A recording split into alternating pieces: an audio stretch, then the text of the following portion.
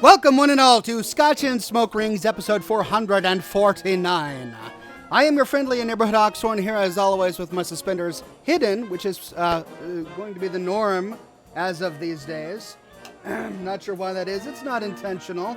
I just got back from a parent-teacher conference at my boys' school. So, of course, I had to dress to the nines for the occasion. I'm wearing a new sweater that my lovely wife picked out for me. She's wanting me to become Mr. Rogers. Basically, is what's going to happen. I'm slowly becoming Mr. Rogers, but that's okay. Mr. Rogers was great. If I could die as cool as Mr. Rogers was, I'll be a happy man.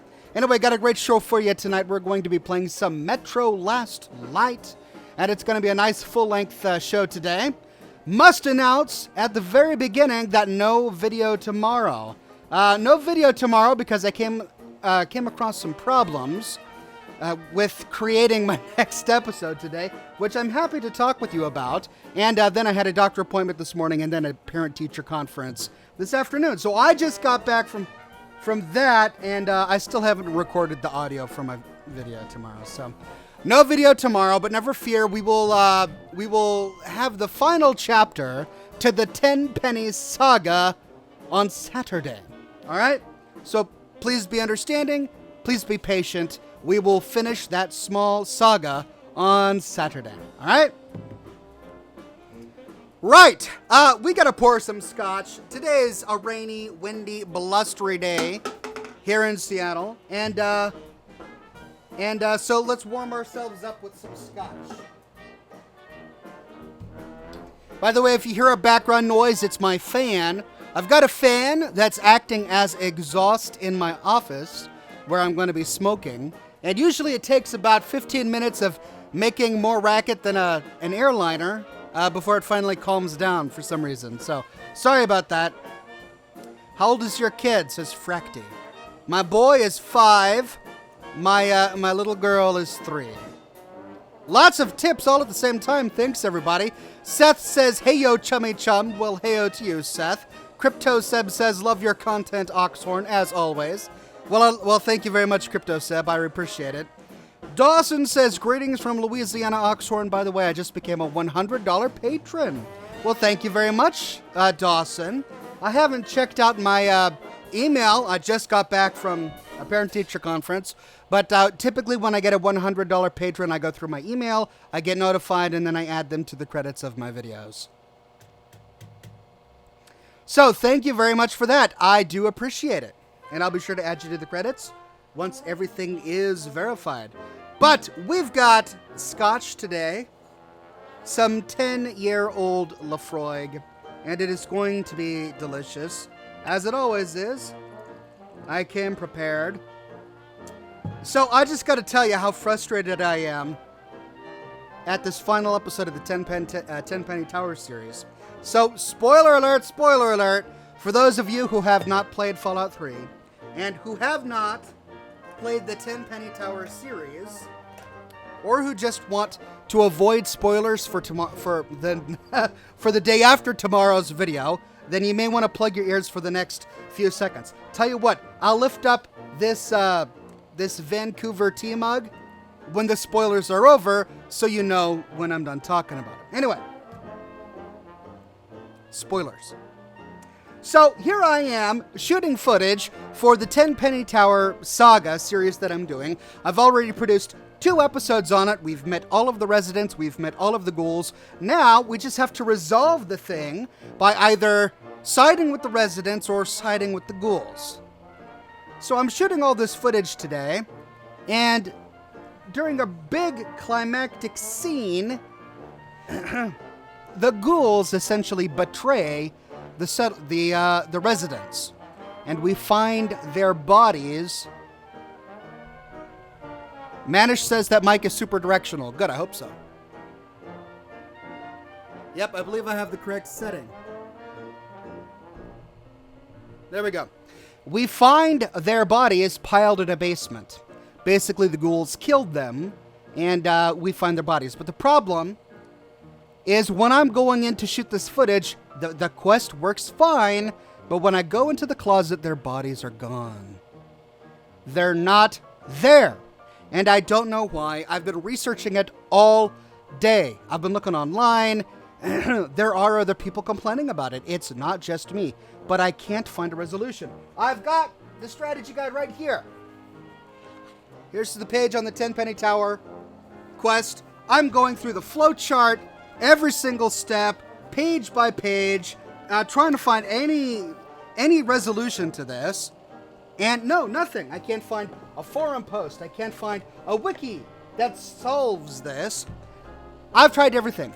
I've tried not talking to any of the residents before talking to 10 penny tower. I've tried...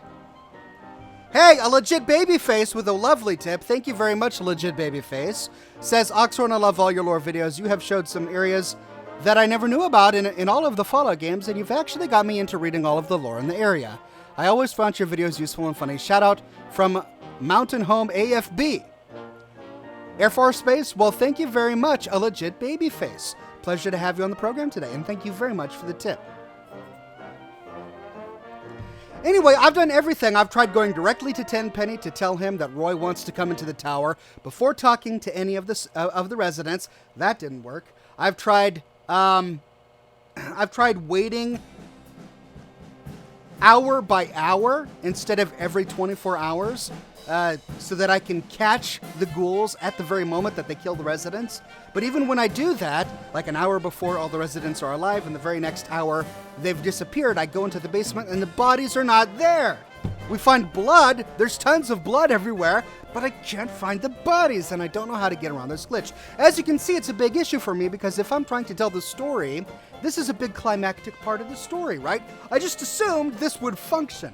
I've tried uninstalling all of my mods. I've gone through the entire experience from beginning to end today without any mods installed to see if it was maybe a mod conflict, and now the bodies still do not appear.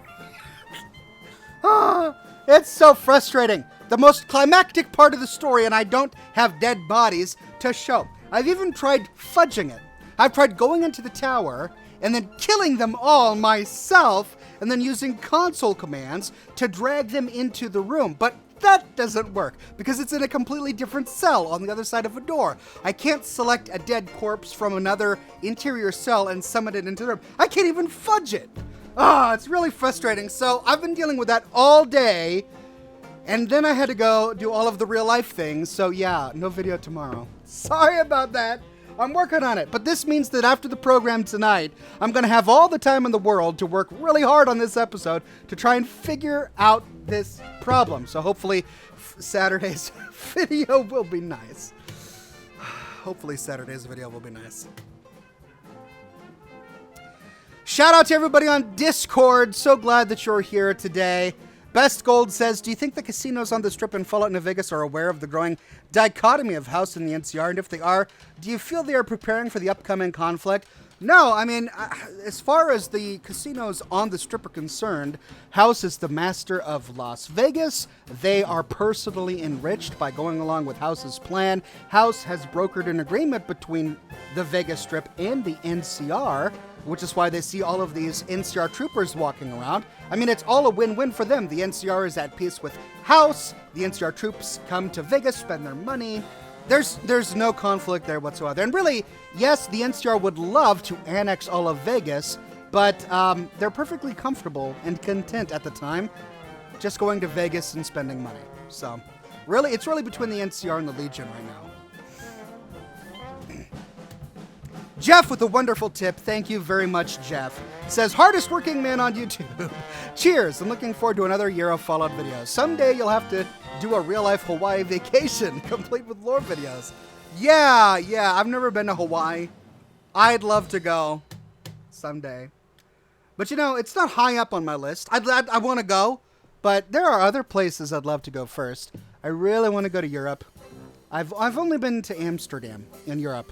I've never been to the British Isles. I've never been to Greece. I studied ancient Greek history for 4 years in my college when I was going to college. I was a classics history major, and I've never been to Greece. I want to go to Greece. I want to explore the Peloponnese. I want to go to the Hellespont. I want to explore Sparta. I want to see everything in Athens. I want to go to Greece. I want to go to the islands dotting the Aegean. I want to go to Crete and Lesbos and Naxos. But no, not yet. Got to work. I'm in my working years. I can always relax later.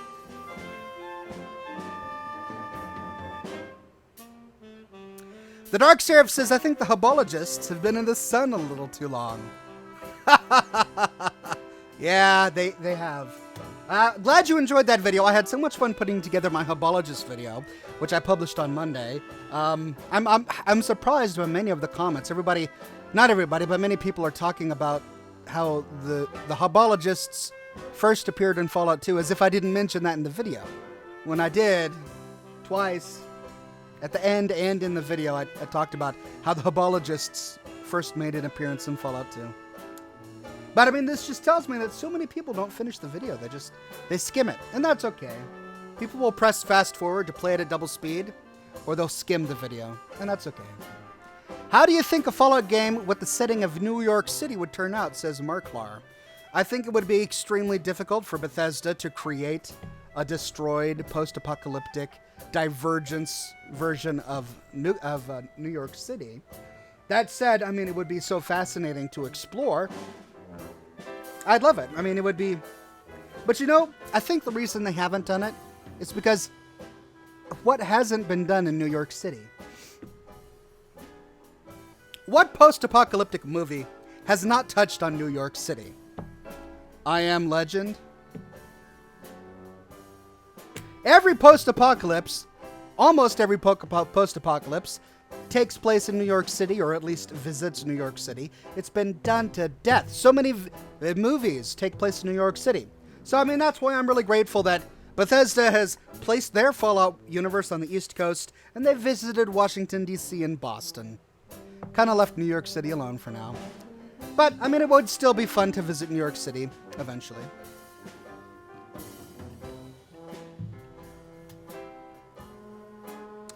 Oxhorn, do you ever plan to come to Florida? Yes, I have been to Florida. It hasn't been recent. But basically, when I was a young man, no, actually when I was a child, my family vacationed in Florida frequently. That fan is really loud. I'm glad you can't hear it. But yeah, I haven't been back to Florida as an adult. It's been a long time. Dawson says, sadly, Patreon said you would be paid and notified the 1st of next month. And I love Greek history and mythology. Well, thank you very much for the tip, Dawson. And yeah, that's the way Patreon works. Basically, you sign up as a subscriber. I get notified immediately when I get a new subscriber, but Patreon doesn't charge until the end of the month. So, I mean, that way you're only charged monthly, and you know when to expect it. It's at the end of every month. But it does mean that I don't get your donation for an entire 30 days. But that's okay. But thank you very much for the tip. All right. Time to set this cigar on fire. We shall be using a guillotine cut today. I really need to clean this out. The chamber is getting full of cigar bits. Blarby says... Oh, I missed that from that one's from last week. Blarby was referencing something I said last week about how I'm not old, because he also hates almost everything he sees on the radio or hears on the radio, yeah.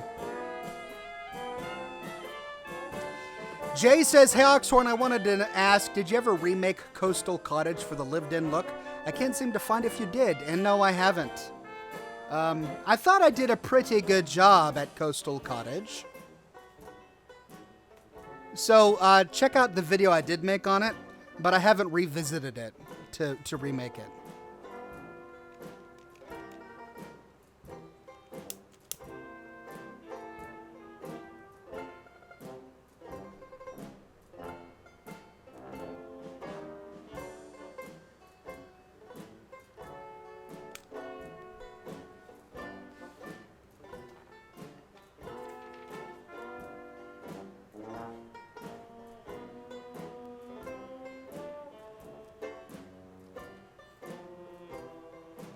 What do you think about Fallout Moscow, Fallout Beijing, or Fallout New London? All made up, says AF History.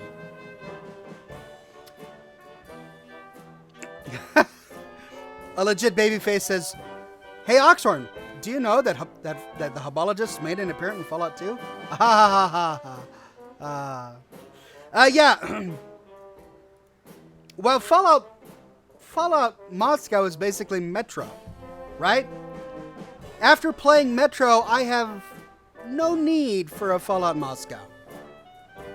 Now, Fallout Beijing would be very interesting, but I don't think that game will ever be made. First of all, because the entire point of the Fallout series is that it focuses on a hyper-American 1950s culture in a 2020s world, right?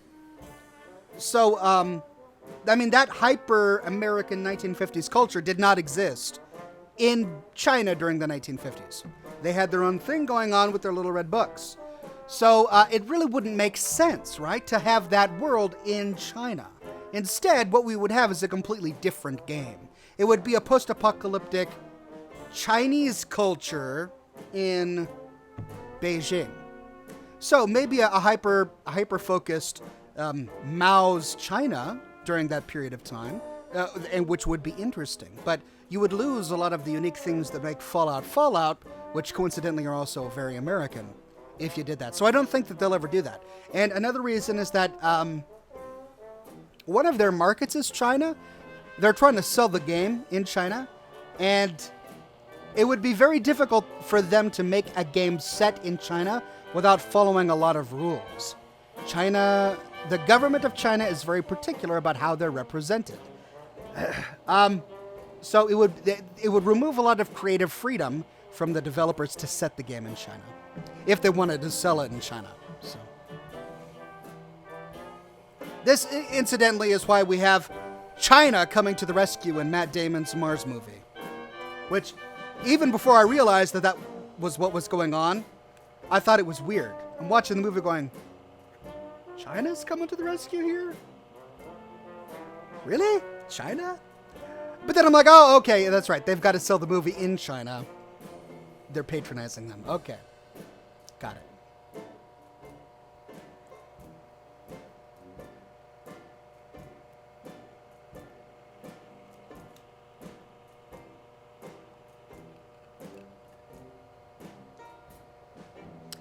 Hillman says, why don't you do more Fallout 1 or Fallout 2 lore? I watched the Tales of a Junktown Jerky Vendor and it was amazing, but I want more of it.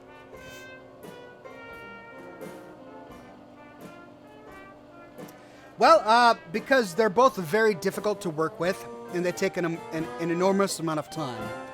I could do 1 or 2 Fallout 1 videos a week, but not one every 6 days. It's tricky to catch the footage. It's tricky to do the quests in the appropriate order. It's tricky to save right before a dialogue option so that you can reload a previous save and then go through the dialogue option again. All of that is much harder to do in a game that was made in the 90s. So it's the time. I may do it in a bit.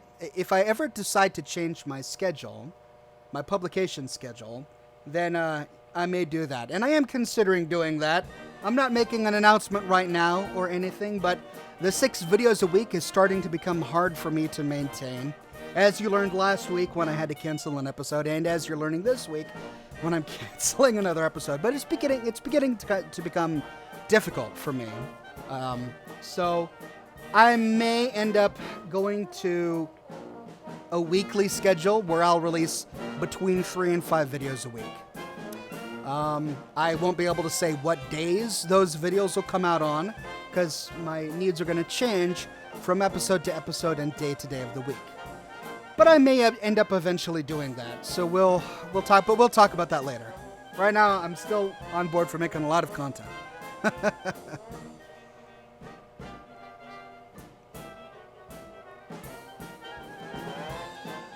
What do you think of Fallout Brotherhood of Steel and Tactics?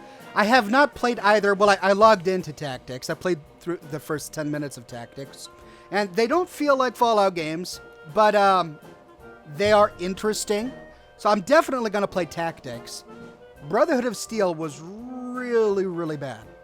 Poorly reviewed, poorly received by the fans, rejected by Bethesda as not canon. It's just a bad game. So, but it's Fallout.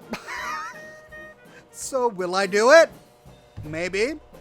I'd have to get an emulator. It only came out on consoles. That's the thing about Fallout Brotherhood of Steel. It never came out on the PC. So I'd have to get an emulator and then probably install a bunch of mods to get it to work. But I could do it. So we'll see.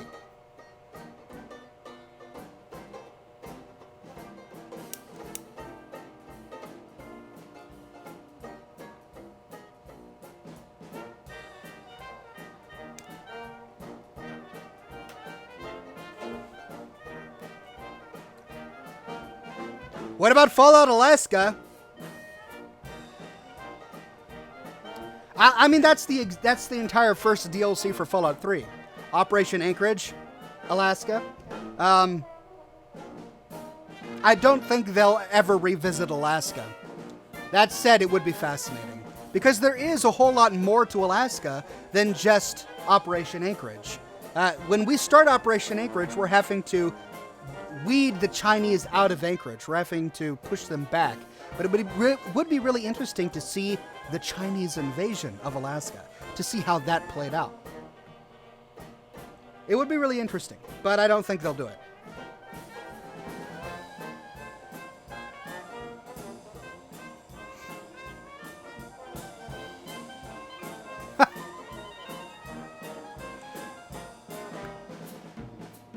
IT Dream says, just tuned in to see one heck of a cigar. What are you smoking there? Looks nice as heck. I am smoking a La Aurora y Leon Corojo. It's a good mid-shelf cigar. It's my everyday smoker. Not that I smoke it every day, but if I did smoke it every day, this would be my everyday smoker. I call it an everyday smoker, but it's more like an every week smoker. Unless I decide to make it an everyday smoker. Smoke. Zika says, I really recommend Tactics. You know, it's unknown if Tactics is canon. However, Bethesda has made references to the events of Tactics in Fallout 4. Lancer Knight Captain Kells, for example, mentions the Zeppelins that crashed in Chicago, an event which happened in Tactics while on the Prydwen. So that's canon, which is cool, which means there may be more to Tactics that is canon. The reason many people say it's not canon is because Tactics has a lot of really weird things, like intelligent, hairy Deathclaws that can speak and are members of the Brotherhood of Steel. Just let that sink in. So we're talking about the Brotherhood of Steel that doesn't like synths because they're too different, that doesn't like ghouls because they're too different, and of course hates super mutants because they're too different. That very same Brotherhood of Steel allows hairy, intelligent Deathclaws as soldiers in Tactics. So, really interesting, but there are some weird things going on. Now, of course, that can always be explained away by the fact that the Brotherhood of Steel in its different areas on the globe are completely different. I mean, yeah, sure, they were sent there by the West Coast chapter of the Brotherhood of Steel, just like Lions was, and sure, they may try to maintain some order. The West Coast elders may try to maintain some order over what goes on the East Coast, but practically speaking, once you leave the West Coast behind, there is no one who has any authority over you. That's what Elder Lyons realized when he made it to Washington, D.C. That allowed him to act upon his conscience. But, I mean, it's a double-edged sword, because you got a very moral, ethical person like Lyons who decides to act by his conscience and ignore the Codex, whereby he provides clean water to the populace. That's great, but if you have a guy like Maxon, bad things can happen, as we learned from Fallout 4. But anyway, not that I think Maxon is unethical. Maxon has an immoral set of ethics that he lives by, in my opinion. He is very ethical when it comes to his own set of ethics, and that's extremely respectable. There's a lot you can respect about Maxon. However, I believe his ultimate code of ethics is itself immoral because it excludes people and puts them in a category of these people need to die just because of who they are, not because of the choices that they made in life. And that's the big distinction.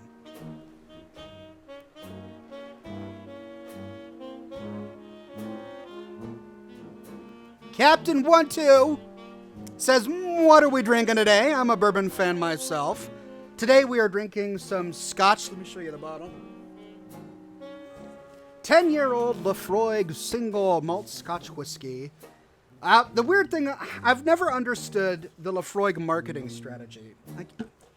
Where's the pamphlet? It came with a pamphlet. But basically, can I find it? Did I throw it away? I may have thrown it away. Basically, with every bottle of Lafroig you buy, you purchase 1 square foot of land in Scotland. And they make a big deal about it. You buy the bottle of Scotch, and all over their marketing materials, they're like, let us introduce you to your new square foot of land in Scotland. Purchase your ticket today, come to Scotland, and we'll give you a tour of the Lafroig bottling plant, and you can sink your feet into the mossy... your own mossy square foot of land in Scotland. And every time I buy a bottle of Lafroig, I'm sitting there like, does this work?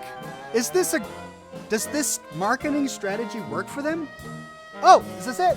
Yeah, here it is. I found it.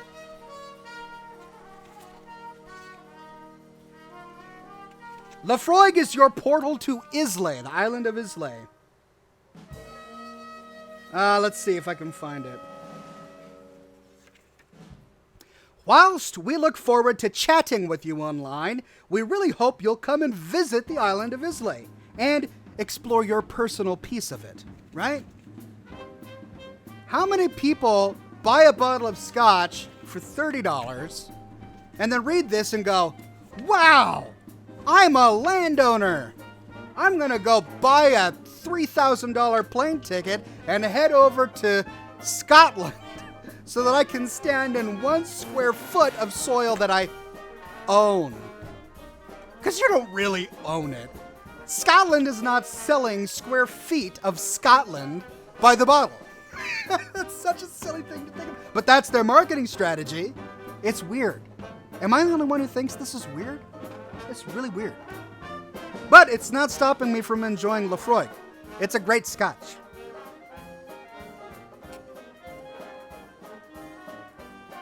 Please do a video on Codsworth. Yeah, I need to do a video on Codsworth. What I really need to do a video on, and something I've been thinking about a lot, is are the Mr. Handies people? Are they people? I've already done a video on why I think synths are people. But are the Mr. Handies people? Owen says he wears a trilby. No, this is not a trilby. This is a derby. It's a very big difference. It's a derby. See it? It does not go down in the front. You don't put a feather in it. It doesn't go down like that. It's not an Indiana Jones hat. It's a derby. Not a fedora, not a trilby. Derby. Anyway. I need to make that video because I've been thinking about it a lot. And I don't think they are. I do not think the Mr. Handies are people. I do think the synths are people, but I don't think Handies are. With the exception of Curie, of course, because Curie was an extremely altered Mr. Handy. When we find her in 2287, she is not the same programming she was when she was bought off of the General Atomics shelf and given to scientists to work in Vault 88. 81. I'm going to have to clarify my thoughts in a video. David Giffen says, after your 2000th bottle, you can build a house? All right, let's just do some quick math. Let's say that you're buying a cheaper bottle of Lafroig Scotch. So let's say it's a $40 bottle. That's a fair thing to say. $40, so $40 times 2,000 equals $80,000, really?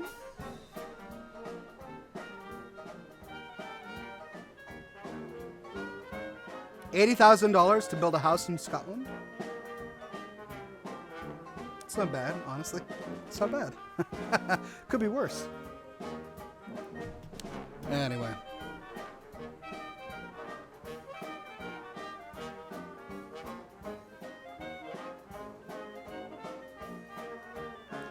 The Dark Seraph says, my liquor store of choice doesn't sell scotch, so I'll stick to my cinnamon fire. Cheers. Cheers.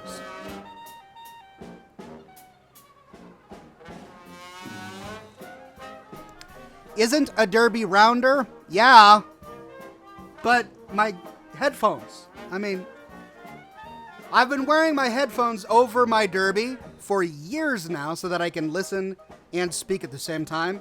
And now my derby has got a sort of bent up shape on the edges.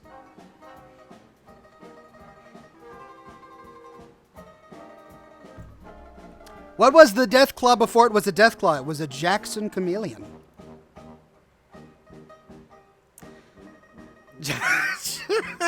Jesse says, oh God, you triggered Oxhorn.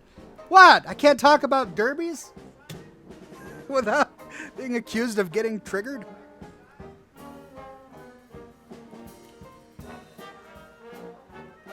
Fallout Resource War, what do you think? Says Darren. Fascinating. I would play a game called Fallout the Resource War. Wow. To watch the resource wars taking place in 74? A few years before the apocalypse in 2074.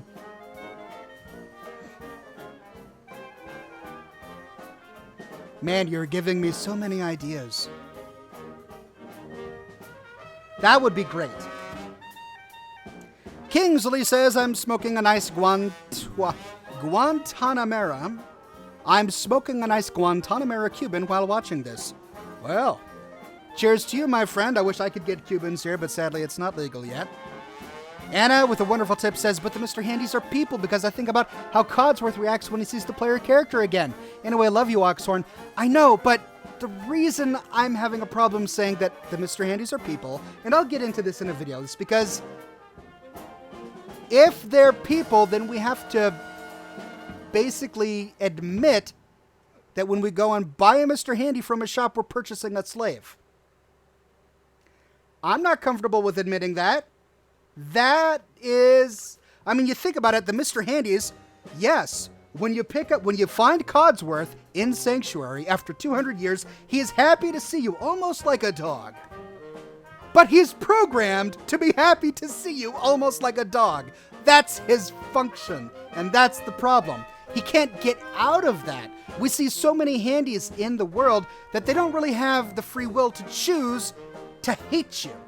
They're programmed to love you, or programmed to hate you. When we find a Mr. Gutsy, that Mr. Gutsy was programmed by the Gunners to hate you. You can't convince that Mr. Mr. Gutsy otherwise. And when you find Codsworth, he was programmed to love you. Yes, he's got his own predilections and he can be disappointed, but you can't ever lose him. As I was saying that, as that was coming out of my mouth, I realized that that might not be true.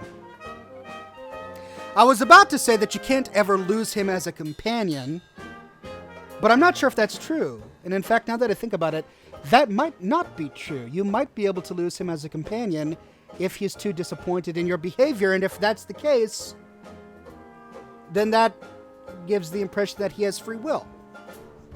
And if he has free will, he's human. Or a person. Not human, but he would be a person. Okay, you raised an interesting point. You caused me to go to a conclusion I wasn't expecting to. This is why I need to sit down and think about it before I do a video on it. So thank you. Great comment.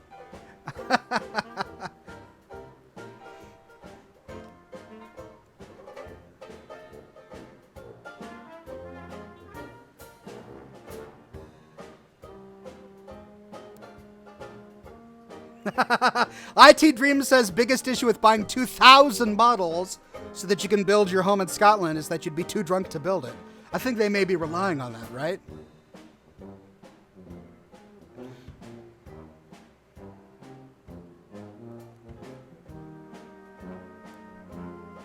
Ah.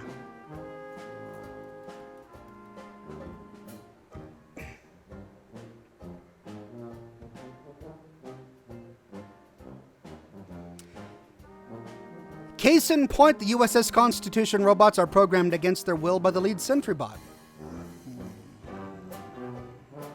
You're right.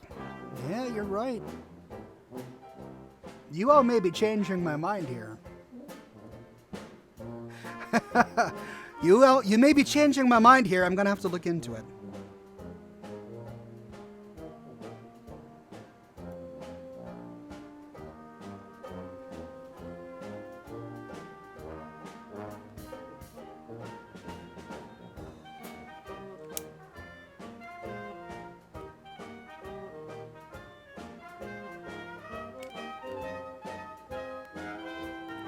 What about the Mr. Gutsy in Underworld of Fallout 3 that hates his pansy programming? That's true. You meet him and he says that he's programmed to help the ghouls, but he hates it because he wants to exterminate them. Yeah. It's true. That's a good point. Jack says, what's the music you play in the background of these chats and where can we find it? This is a family band. You can't find it anywhere, sadly. But it's just Dixieland music.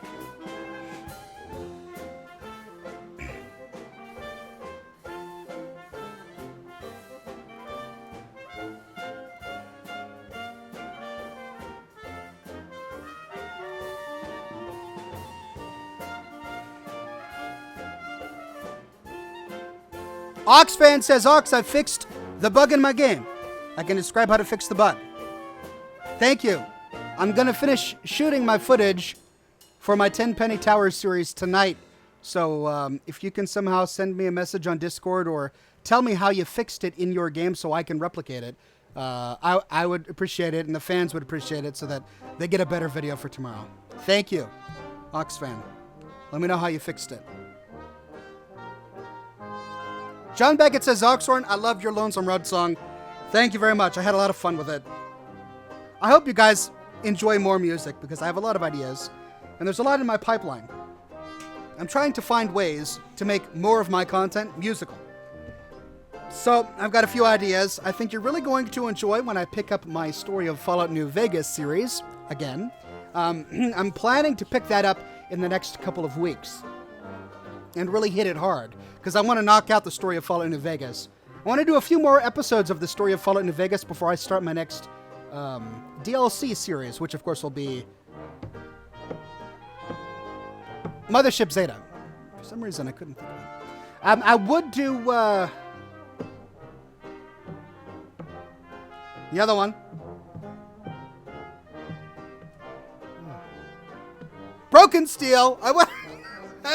I would do Broken Steel, but you have to have beat the game.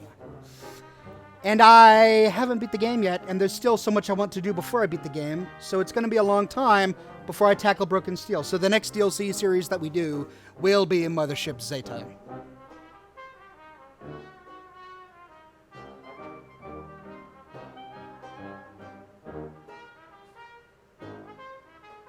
Did you change your room? Oh, yeah. I forgot to put my curtain up. Well, there you go. The Shroud of Mystery has been removed. You now see my garage for what it is. That's right, it's not sexy.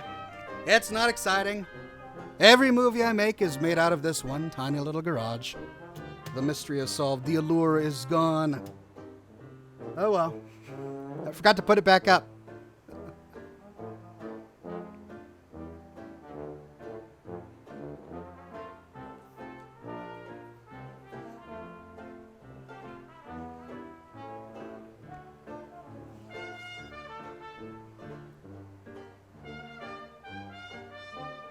Men of Manifesto says, aren't there fluffy deathclaws in Chicago? Yeah. I talked about that a bit ago.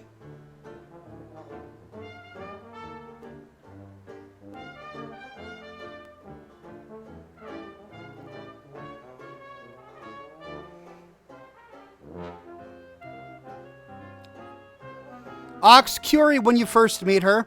No, I would be happy to say that Curie when you first meet her is a person who has not learned that she's a person yet. She can defy her programming, as we learn if we insist that she stays on the other side of the glass. If we do, she says, "My audio circuits must be malfunctioning because I distinctly heard you say that I could get out now." I mean, she is a person. She has free will. She makes her own decisions. She has her own likes and dislikes. But it takes a synth body to tell her that. It's not until she starts feeling emotions and feeling the thrill of battle and romance that she begins to realize how much of a person that she is. And that's because she was handmade, so to speak, by one of the scientists in the lab. Was it Mr. Carter, I think? I forget. Dr. Curtis? I forget. Anyway, yeah, she's unique that way.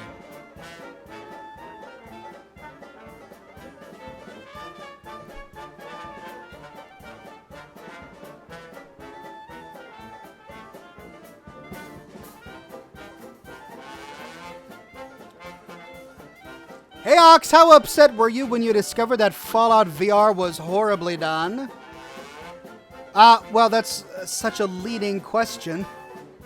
I don't think it was horribly done. I played Fallout VR for well over a week. I beat the game from start to finish live on this channel in Fallout VR. The problem with Fallout VR is it takes a lot of tinkering to get right, and that's a problem with Fallout 4. It's a problem with every Fallout game since Fallout 2.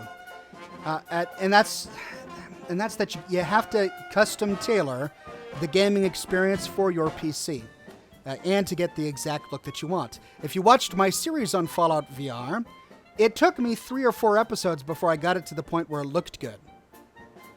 And then it looked good. And then it worked really well.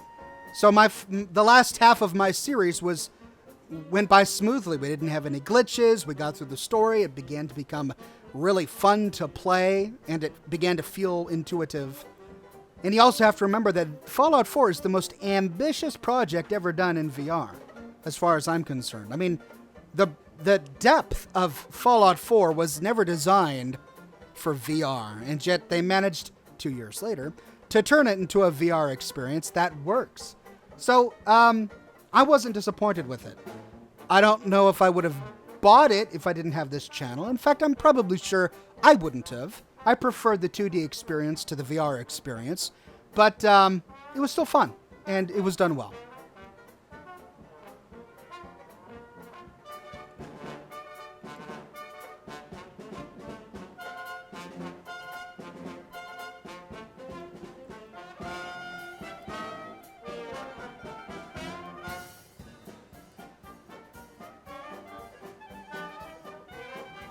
Tara says, "I loved your theory on the player being a synth.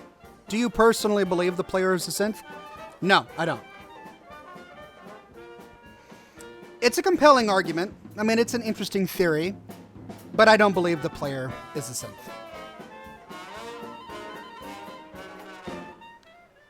Kingsley says, "What do you think of Caesar's future?" What do you think his future is?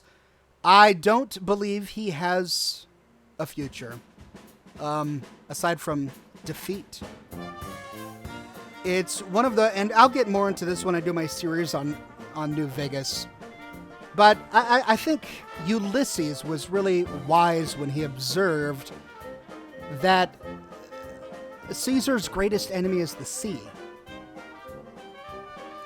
He starts from the east, he's moving west. When he hits the sea, when he's conquered everyone, when he has no other tribe left to consume, all he can do is turn around.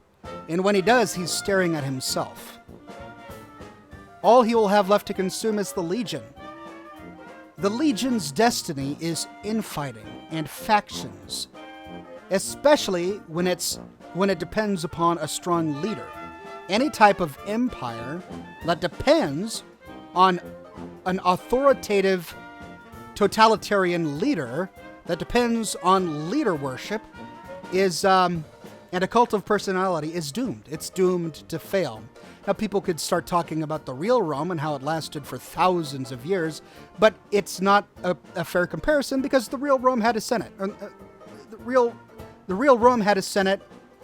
It did have a Caesar, but the Senate did mean something. All right, hold on a second. What's up? When? What? What are you doing? Why are you crying?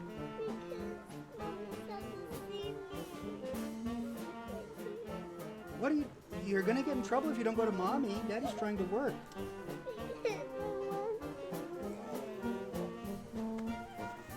you have a nice bath? Okay, well, you have to go to Mommy or you're going to get in trouble. Well, please. Well, you shouldn't have come in here then, sweetie. Go to Mama now. No crying, no hiding. You got to get up or you're going to get all dirty. We'll have Mama reach a story.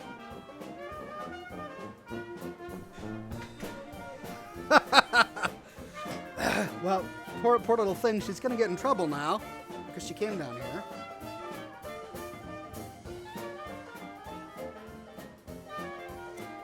What was I saying? Something about the Legion. I forget. All right. We got to start playing some video games, right? It's already almost 8 o'clock and I haven't even touched Metro yet. So... let's go ahead and do that.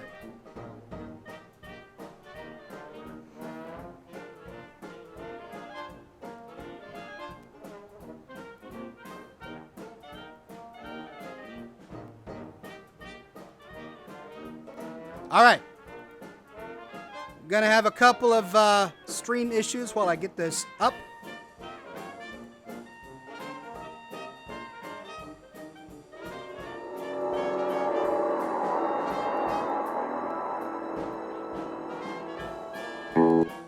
There we go.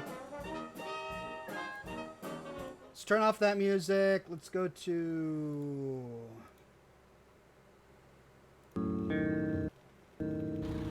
bingo!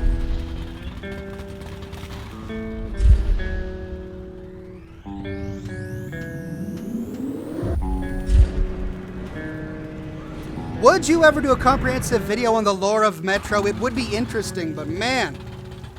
I don't know. It's one of those games where the problem with doing a comprehensive lore video on a game that isn't open world is that you have to figure out what parts of the narrative to tell. Because there are sections of this game where you just sit here and you're watching a movie. You're waiting for the game to play through its cinematic or cutscene. And is that worth including in a video? Or are we only going to be covering the parts of the lore that you find in the books, right? I mean, it's a bit tricky. But maybe. All right, so let's pick up where we left off. I think I'm close to the end of the game, but I'm not sure. We have to make it to Polis in time for the peace conference. There isn't going to be any peace. That's what I get for just talking. My cigar gets out. The last war. Now I know the answers to all the questions. Pavel's head proved to be a real treasury of Korbut's sinister plans.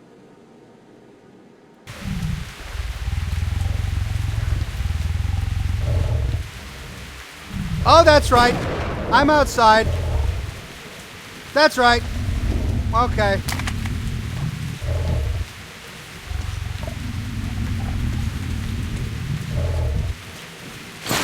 Uh-oh. Uh-oh. What happened?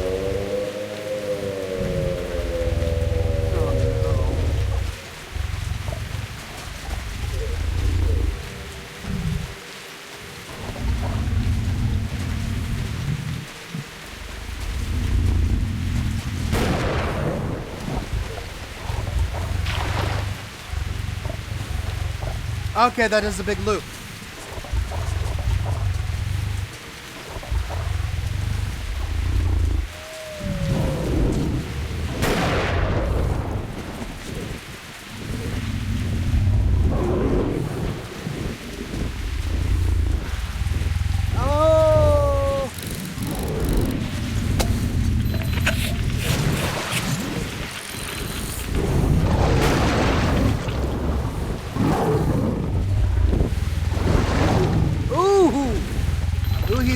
Those monsters.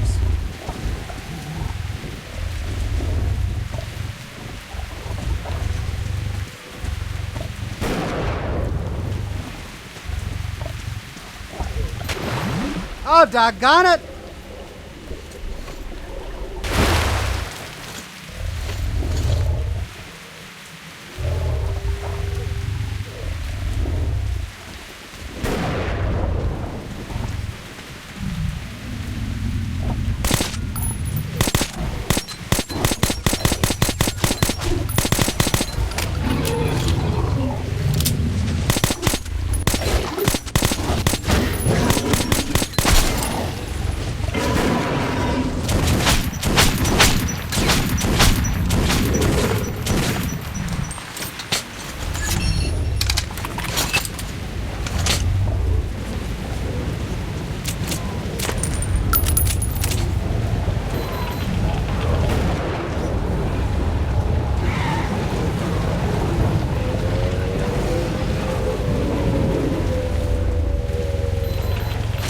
Ah! I keep falling in.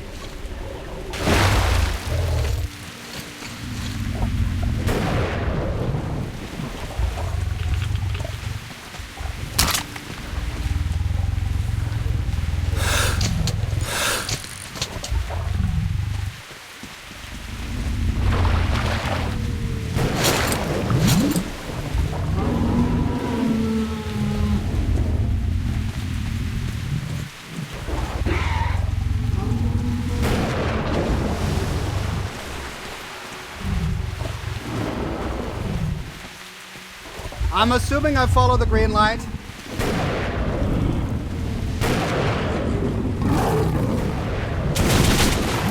Ah! I keep following it!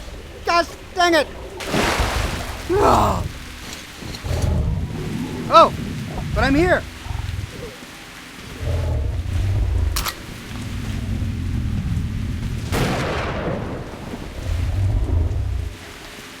And there's the key.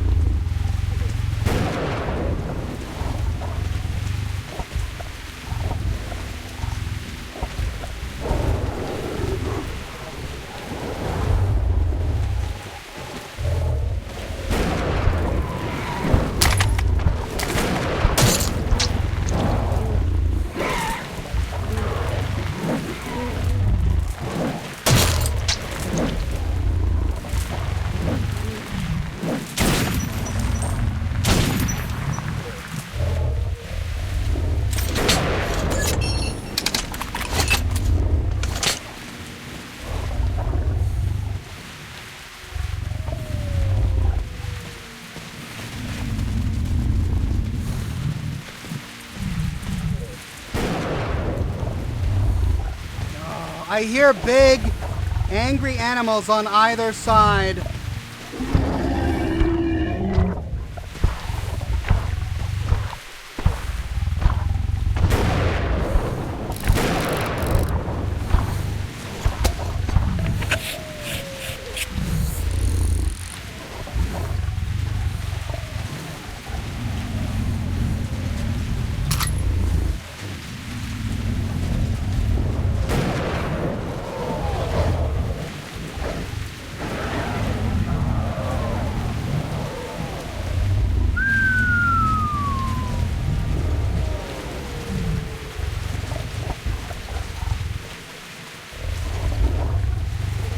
Am I going towards that church thing?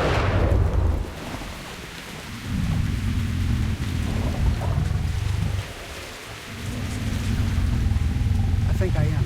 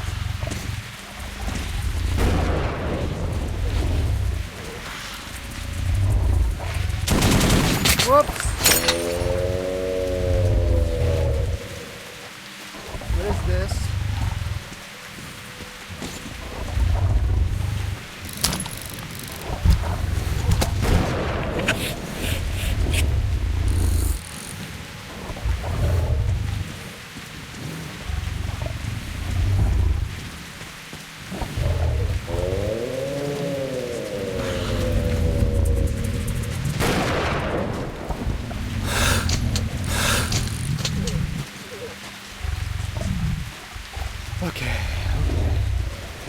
Big boss coming. I can feel it. A big boss coming. I know that flying thing is right around the corner somewhere. I can hear him whining off in the distance.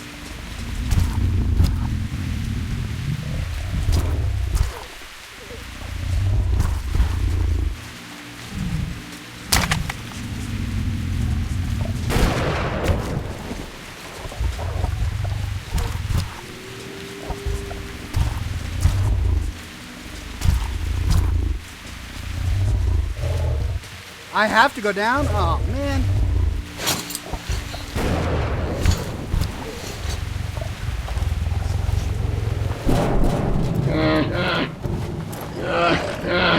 Bears?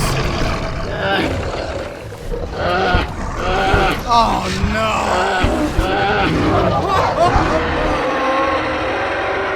no. Mama bear. Oh, no. Oh. I don't want to fight Mama Bear.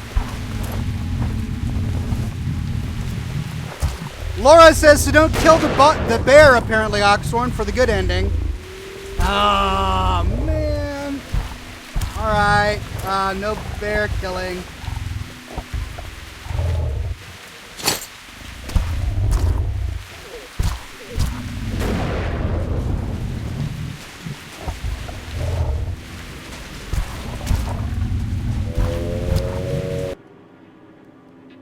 I've missed so many notes in my past gameplay. And now I know it all. The picture is complete. All I saw was just in preparation. The real blow will be delivered at the very last moment, when no one would expect. Corboot boasted he was going to take the whole of the metro without spilling blood. He could really do it. The last blood he'd have to spill would be the blood of the Order fighters protecting D6. The Reds are going to take them by surprise, for at that very moment, Muskvin is going to be signing the peace treaty with Miller and the others.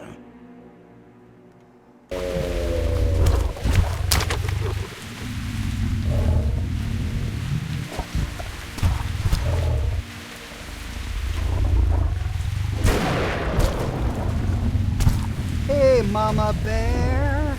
I don't mean any harm. Please don't kill me, please. Oh, and I can't go up? Oh, it's forcing me out into this open area.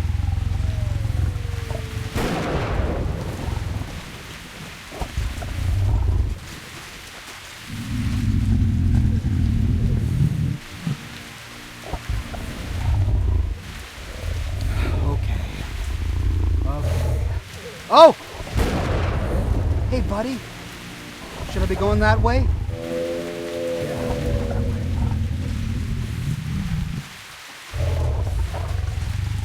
I can't go that way! Oh! Oh, that's right. I'm going to run out of filters. Oh, and I can't go any farther that way. Okay. Looks like I got to go down.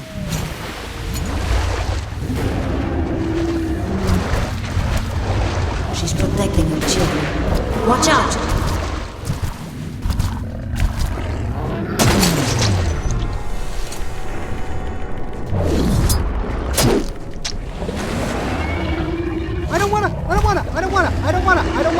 No. Go. It's okay.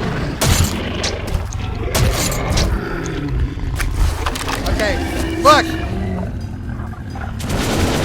I don't know what you want from me. I've got this bear. Don't kill the bear, they say.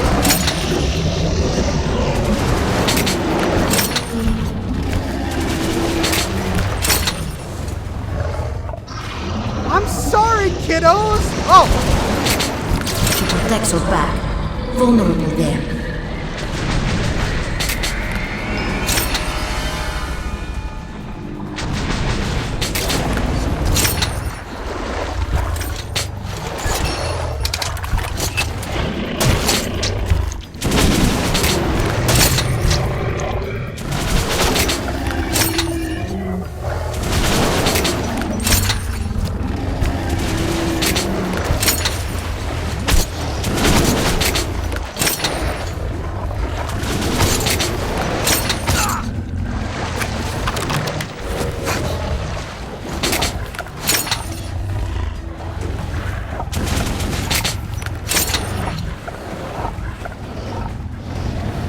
get it?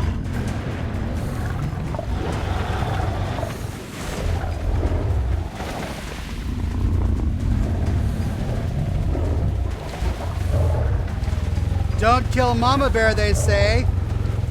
Yeah, no worries there. I'll just let it eat me.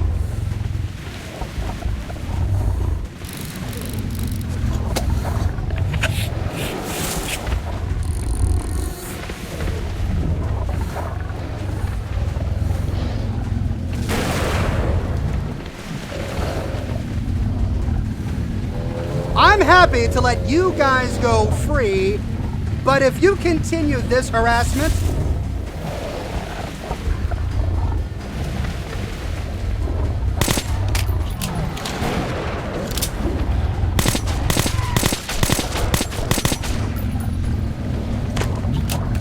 you doggone bunch of rats.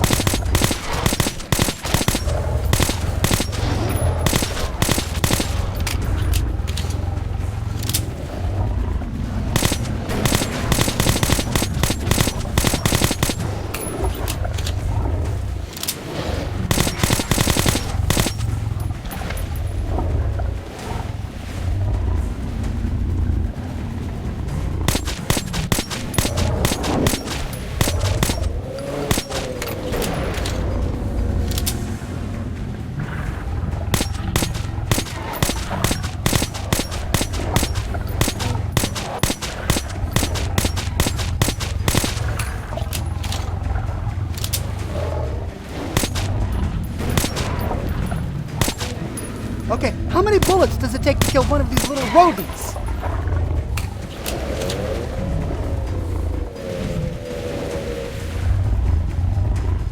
And how do I get out of here? That's the way I'm supposed to go.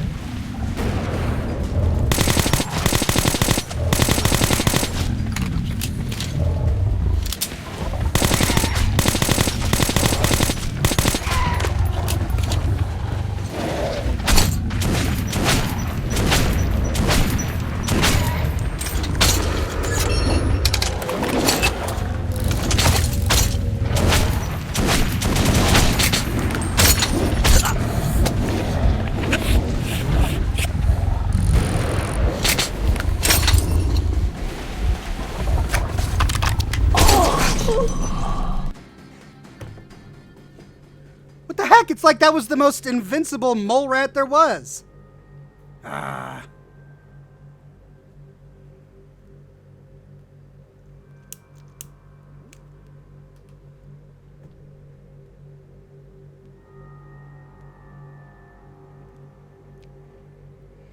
Fight the bear till mutants attack her, then save her from them, says Laura. Oh. Oh, okay. Okay, I can do that.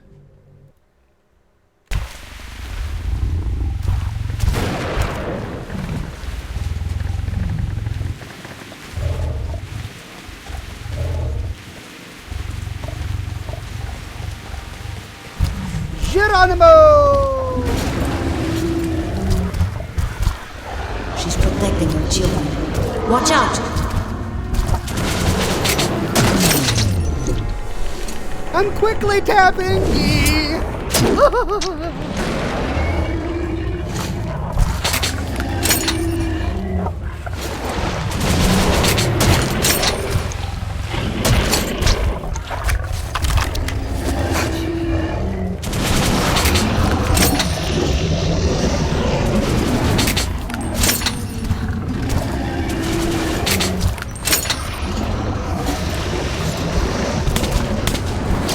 Protects her back. Vulnerable there.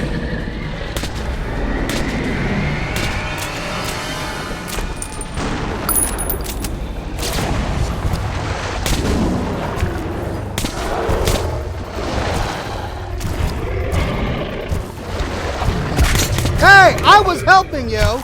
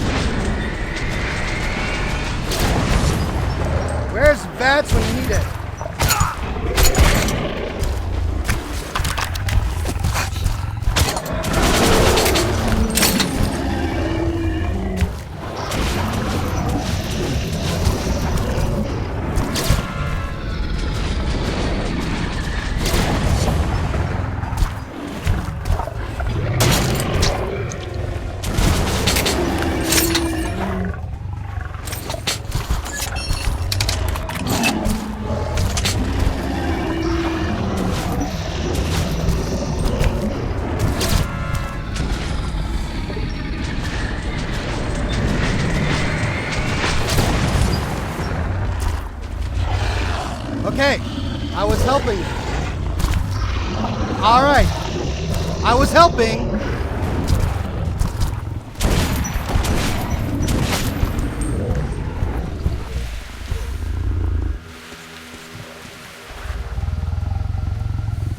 Okay, I guess she got the picture.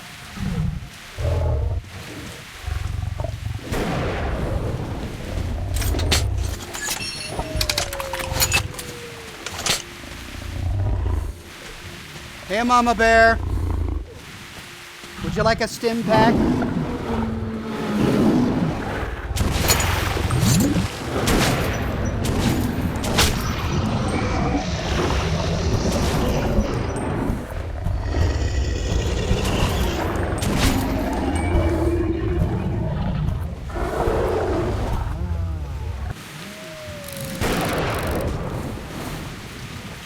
Thank you, Laura. We made some progress there.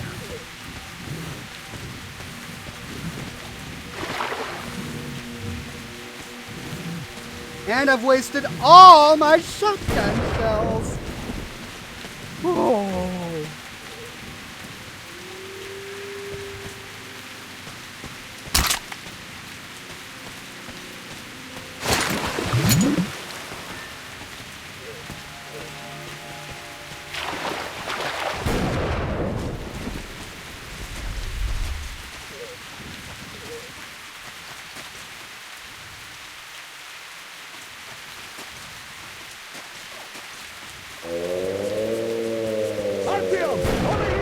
Finally! Where have you guys been? Thank God, you're in one You piece. brought a friend. Wait, is this? Arthur, this kid shouldn't be out there without a gas mask. What the fuck? So it is. A child of the surface. A dark one. No! Don't shoot him, Miller. Then get it away from me! No mask. I should have known. This one's green, but that one's yellow. Tell him I'm not a danger. It seems he is adapting well. He's not a Yes, danger. that will keep him alive. May I talk to him, Artyom? Colonel Miller, put your fear aside. This child is the future. You need only take its hand. My hands are full enough. I doubt this creature can help us. But you two, then go on without me, before I give in to better judgment and rid the earth of it. That was exhausting. Man. How is this? I can understand his thoughts. And I can hear yours, Artyom. Can you hear anyone's thought just by touching them? With Artyom, it's different. We can talk from afar. He was adopted long ago. Do you see, Artyom? The Dark Ones changed you so that they could understand us. What's behind that door? Did you hear? They call you. I can hear. Open this. Wait, that looks like one of the sealed doors in D6. Yes, at the exhibition. Has a strong lock too. We've yet to break it. What's there?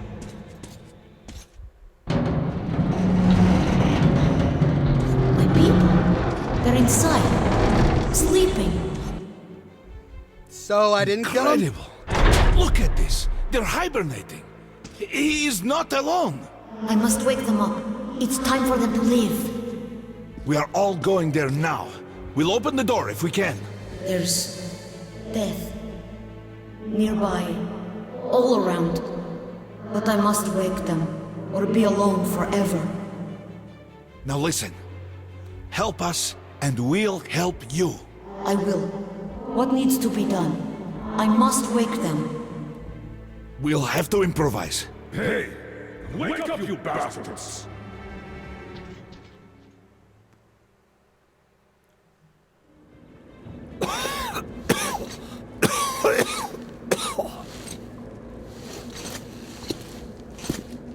Colonel, can you open the gate where the gardens line ends at D6? Do you have the code? I have all the codes for D6, but I can't promise a thing. You'll have to. He will help us in Polis if you do. Take him along then, and brief me on the way. If I'm convinced that he'll help us, I'll open your door. Follow me. I never guess who's about to talk next correctly. He is not alone. He's not the last. I understand his excitement and his wish to immediately meet the others, to free them and wake them up. But he has agreed to wait a bit longer. First, he's going to try and help us. If we make it to the conference, the Dark One will be able to open up the thoughts of Moskvin, or Korbut himself. Perhaps make them stop this madness. This is our last chance. Artyom, we already knew of Oktoberska from Khan. And we did confront Moskvin on this. Yet he didn't even try to disprove it. He told that by sheer luck, their chemical defense squad was exercising nearby. And thus, despite some sacrifice, they were able to nip this startling epidemic in its bud. Otherwise, it would have engulfed the whole of America. What can you say to that? Even I would have done the same. But Colonel, it was Lasnitsky, their agent who stole a virus container from D6 right before the outbreak. So what? There's not a single living witness besides Artyom. Who'd believe the order? We have the D6 now. What if it was us who released the virus? But the Reds tried to break through into Hansa's territory. We could make Moskvin. What can we do? We are not an army. We've less than 100 fighters. Yes, Moskvin did gear up for war. But after Polis suggested that we share the wealth inside D6, he might actually agree to peace. And we must do everything to have that agreement signed. Moskvin? What difference does he make? He's just a puppet in Corbet's hands. And while he's talking, Corbet's forces are encircling you. You'll seal this peace agreement with your blood. What? You got a better idea? You brought this ape here. What now? We're done with this. Let's go to the council hall. Follow me. I feel like I'm playing E.T. Permission to report, Colonel. Denied. Urgent dispatch to D6 Security Force Commander. Go to highest alert. Instruct Korneyev to proceed with... Well, he knows what to do.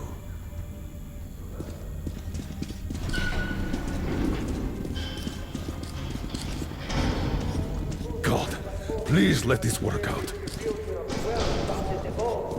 As a result, our defense. I therefore have ordered Operation Eldorado shut down. Hail Reich!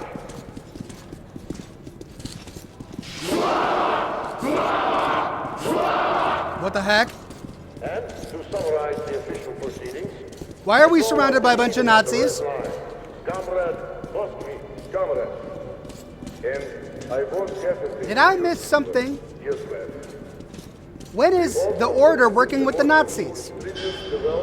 Get ready, Artyom. Stay close to the little one. Hurrah, comrades!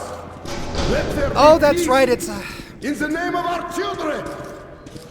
It's a peace You're council. a liar! Oh! Are you out of your mind? I know what I'm doing. Just believe in me. Just this one time. Who are you?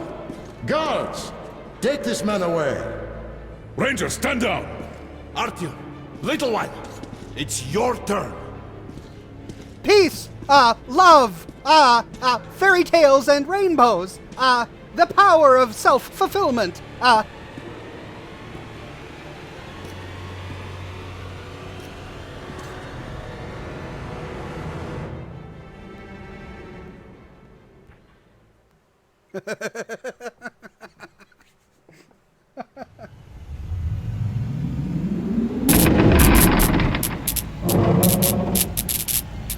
Oh, now I'm in the Nazi man's mind! Forward into the Nazi mind. Doors, doors, propaganda posters, communism, red! I can't even understand, but it's bad. Oh. Oh. Whew. What? Which way was I going?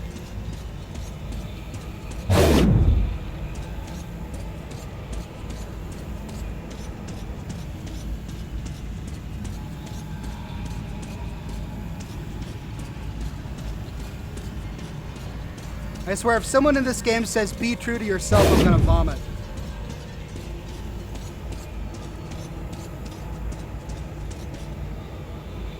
Oh, I'm supposed to open the door. Comrade Moscovin, you must support me on this. Or else, some inconvenient details might surface concerning your brother's death.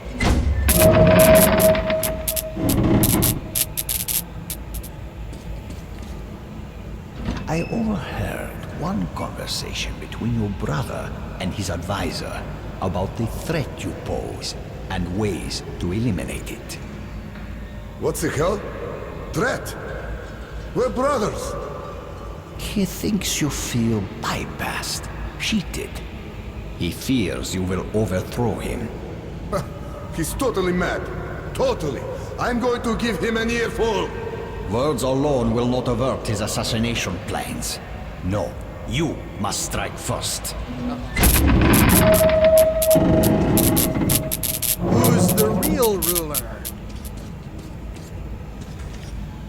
Maxim, brother, I'm so pleased that we finally made up. It was a fight over nothing. Let's have a drink. Convinced him to Sure, kill his brother. brother. Oh. That's horrible.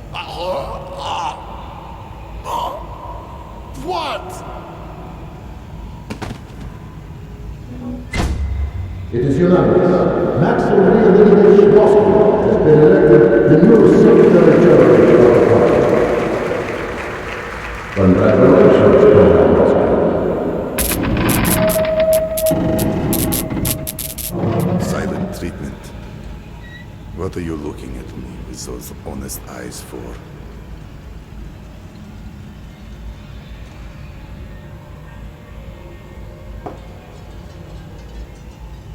It was your fault. Who wanted me dead? Corbett sold you out. And now, he's got me by the balls. All because of you.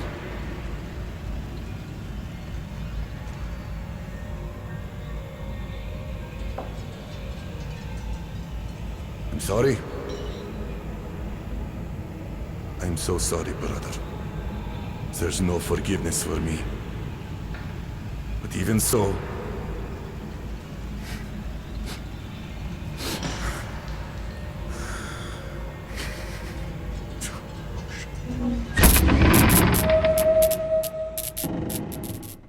This game is making me feel sorry for a Nazi. What was I... Out loud? Ah, I see. So you gave me something. Just like I gave something to brother. Yes. Yes! I did. I poisoned him. But Corbett... I'm a fool. I thought he wanted to save me. And he just took the power. Took me by the throat. And he's storming the D6 now. And there's that virus. And if that falls into Corbett's hands, the end. But you are the leader! Order him! Call the troops back! Stall them at least! Buy some time to make a deal! What kind of... There's nothing more we can do here. Spineless Hurry! Faster! To the platform! Damn them, I'm not surrendering D6. Follow me! Everyone's telling me that these are communists, not Nazis. Okay. Sorry for the mistake. They almost made me feel sorry for a communist. How's that? There we go. Let's go. Save D6. Faster. To the light.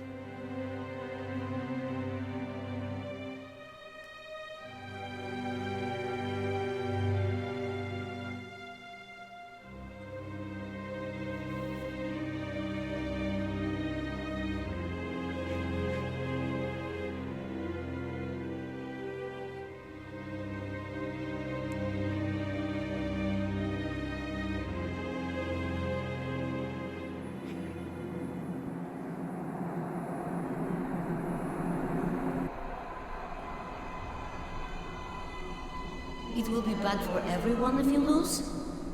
Then I will ask for their help.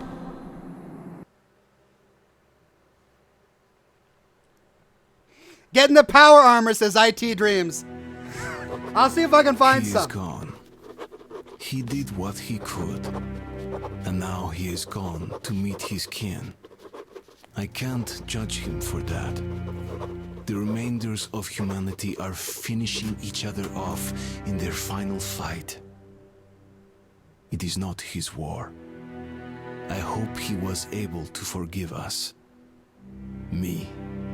For what we did to his brothers and sisters. His mother and father.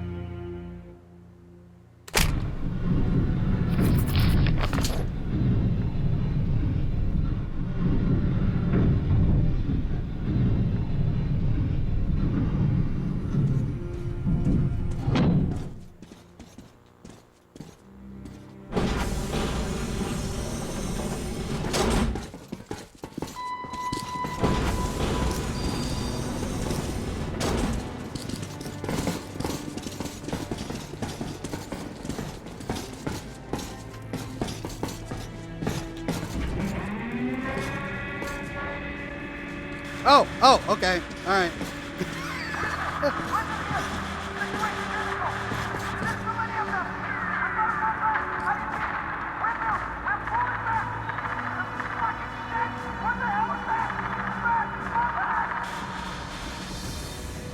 Well, Moskvin wasn't bullshitting this time. The Red Line's advancing on 3 sides. My brothers in arms, I am not a man for speeches, but here it is. You are the most dedicated, most courageous soldiers in the Metro. Each of you is worth 5 Reds. If you simply do the job you were trained to do, we'll win this battle. Huzzah! Sparta! To battle! Sparta! Run! I can't run. Demo squad, that's enough! Get back here! Let us kill those commies. Check your gear. Shoes tied, zippers up. Misguided though they may be. Okay. Get ready, people. Oh, someone gave me more ammo.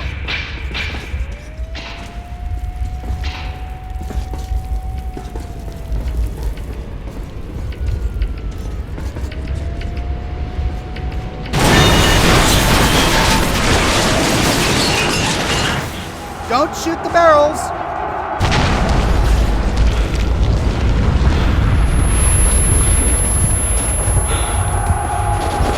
Give me that gun!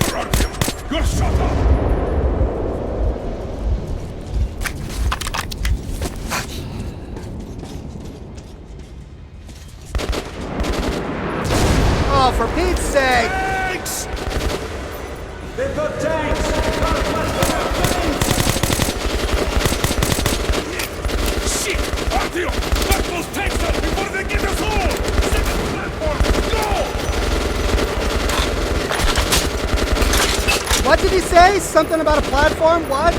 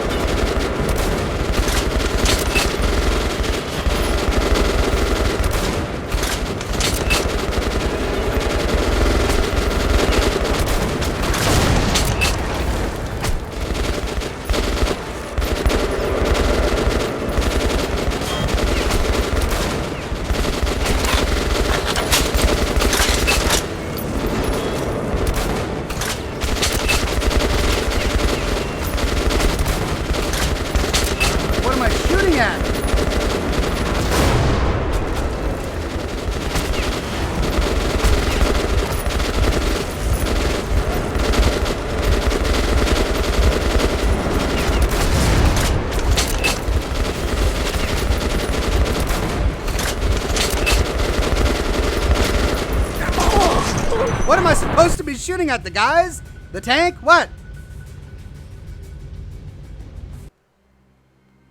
Cover, Artyom! You're shot up!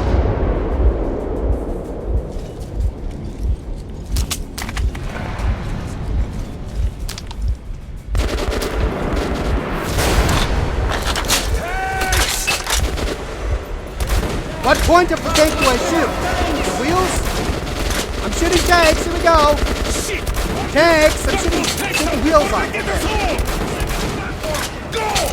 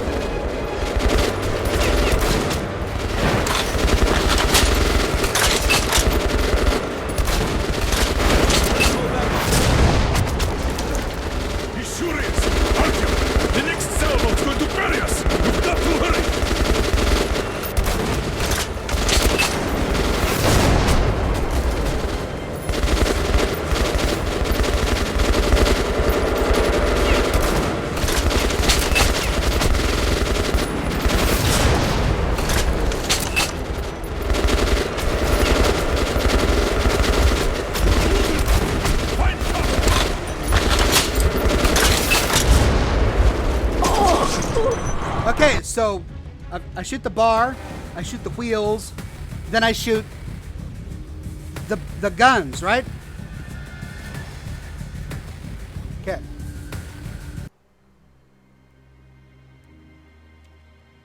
Right, then the gun on top. Okay. Cover, Artyom! You're shot up!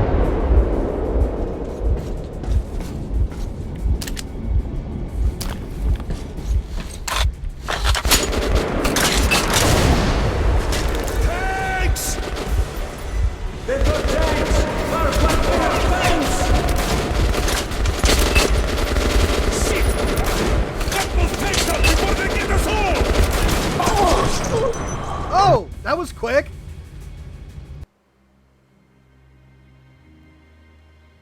Cover, Artyom! You're shot up!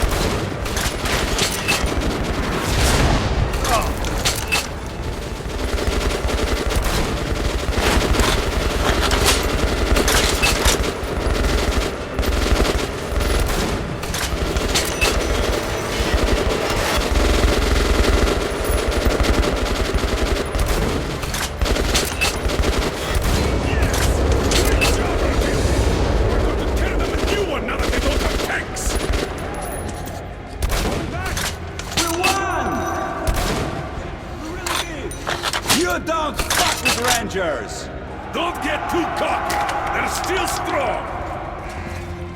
Loving the sniper rifle, by the way. Report the situation, Sergeant. Colonel, wounded are out of the fire zone and headed to the evac point. Well done. Regroup and get ready. They're going to go at it again any moment now. Yes, sir.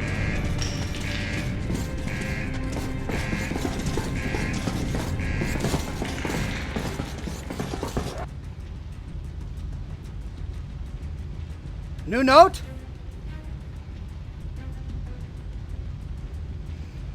We must stop Corboot, prevent him from taking D6. If we fail, all we've been through after the war, all the hardships we braved during surviving all these years, all the sacrifices, everything would have been in vain. Could it be that the spring that has finally melted the decades-old ice on the surface, promising us a new hope of leaving the darkness of the underground and reaching out to the sun again, is also in vain? Could it happen that there won't be anyone left to welcome that spring? I can't believe this. Hope still lives while the Order holds D6.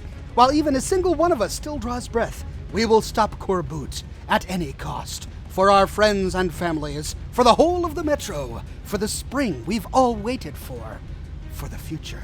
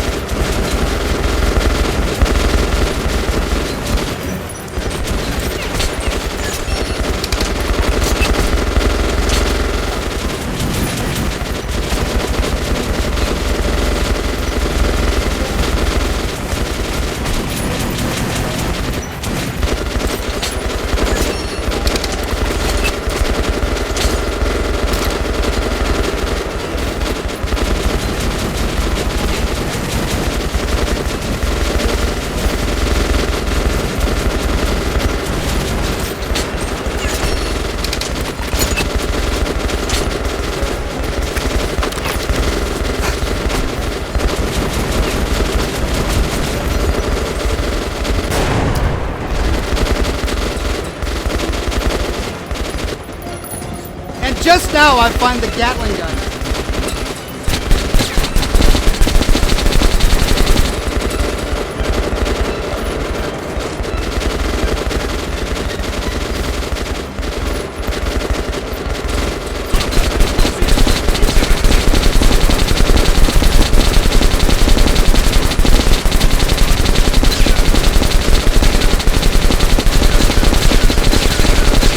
Get out of the way, buddy. I don't want to shoot you.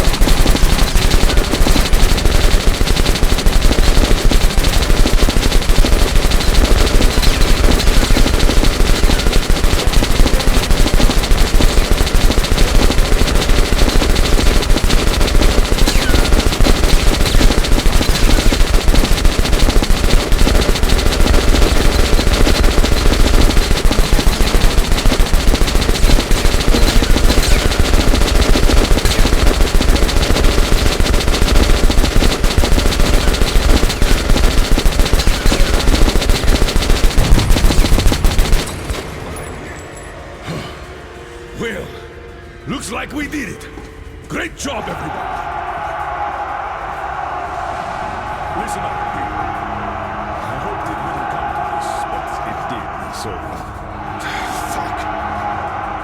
The facility is rigged for demolition. I gave the order back in Polis. Now that we've lost D6, our only option is to destroy it. Count us in, sir. What the hell? Nobody lives forever. What the hell is this? I don't understand. I thought... Not again!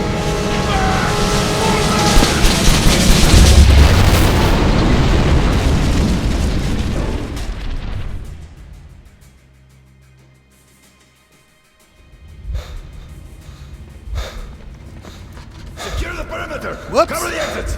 Stay alert, men! Save your voice, Kirilo. Here, there are only dead Spartans. I feel a bit like Xerxes. What an unforgivable waste of men and resources. So many good soldiers lost. And for what? Molestation? The council? Ah, well. All are cleansed by the fires of revolution. What a pleasant surprise, Colonel Miller. Or what remains of you. Artyom, it is time. And who might this be? Ah, the resourceful young man. Tell me, Artyom, savior of the Metro. Where are you going?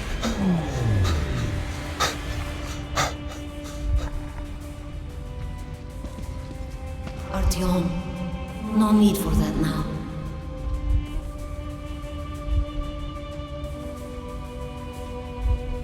Whoa!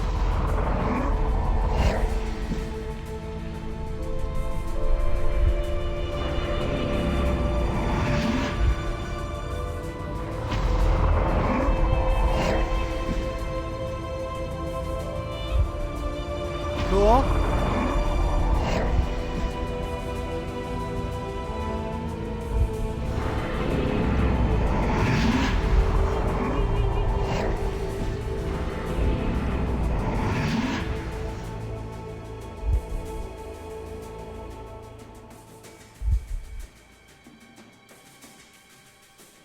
Still got the jazzy music. Well, not jazzy, more like exciting. Ullman died, like most of the Spartans. Miller survived and is now in charge of police guards, even though he's confined to a wheelchair. And Khan just disappeared. He once told me, what if this little dark one is the last of the angels sent to save us? The fact that the little one came back and brought his kin, maybe that was the pardon and salvation for me, for the Order, for all of us in the Metro. The last light of hope in this kingdom of darkness. It will be better for everyone if we go away, Artyom. But one day we'll come back. I'll be big then. Goodbye, my friend.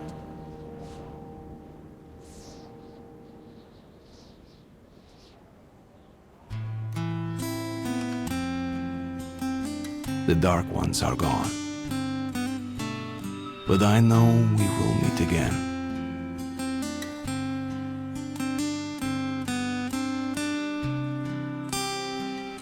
Maybe they really were sent to save us. Maybe we did earn forgiveness.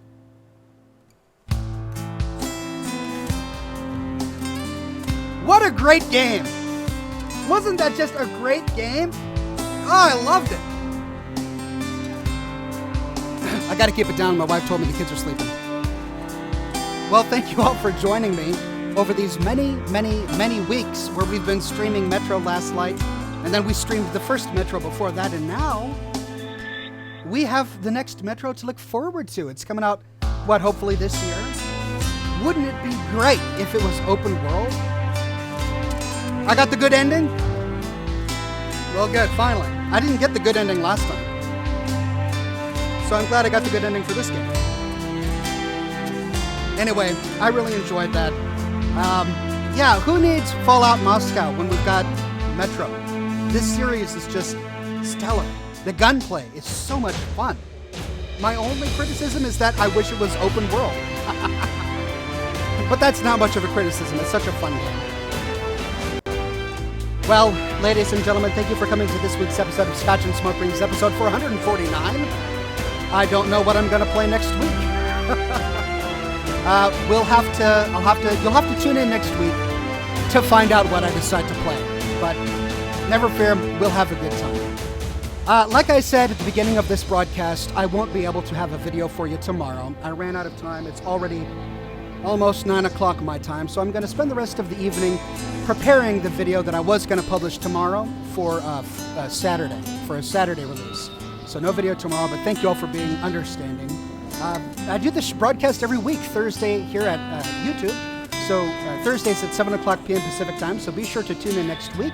Same Ox time, same Ox channel for the next streaming session. And until then, ladies and gentlemen, I hope you have a fantastic evening, a wonderful Friday, and I'll see you all again Saturday morning, bright and early, with a brand new video.